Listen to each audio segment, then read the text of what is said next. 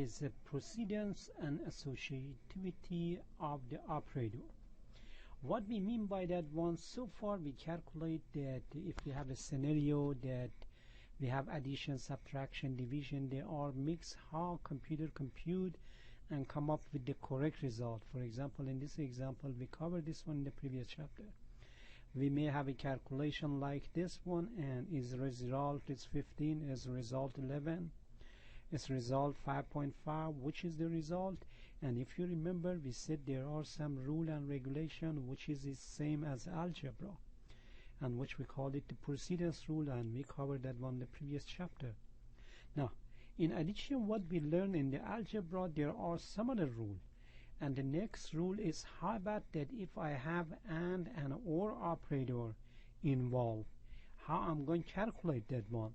Let's look at this example right here. This example right here, for example, we're going to put in x10, y20, m40, and 30.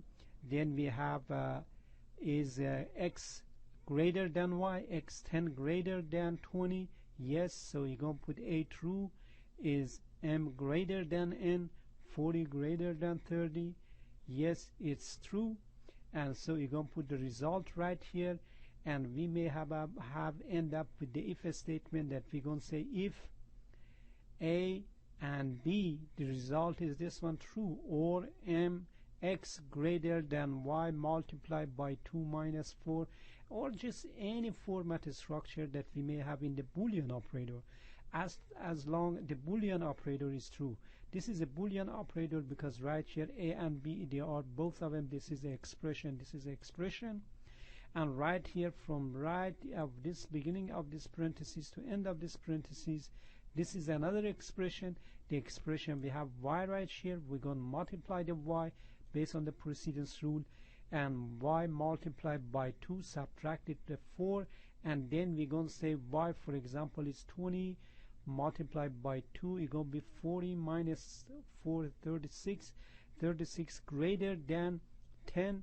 No, it is false. So the result of this one false, the result of this one true. And let's go ahead and compile this example. Let me move this screen a little slightly up, compile it and run it, and you're going to see the result, the else part final display. So this combination of this one execution ended up to else. Now let's go back to the Boolean operator. So we may have a condition that we have a set of the Boolean operator. Let me bring the same example right here.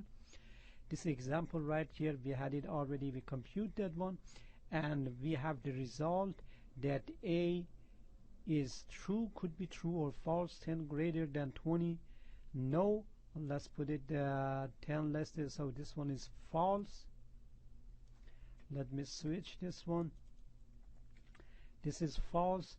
40 greater than 30. Yes, it's true. So we have this option right here, and this is the whole concept about true and false operation that already we spoke about it.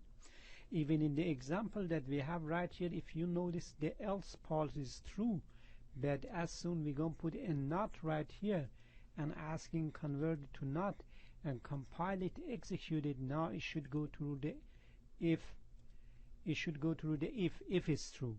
So you're going to see that by putting a null operator, we're going to reverse the scenario. Now question in this example is how we going to proceed. What is the precedence and associativity of logical operator? Now rule is as follow right here.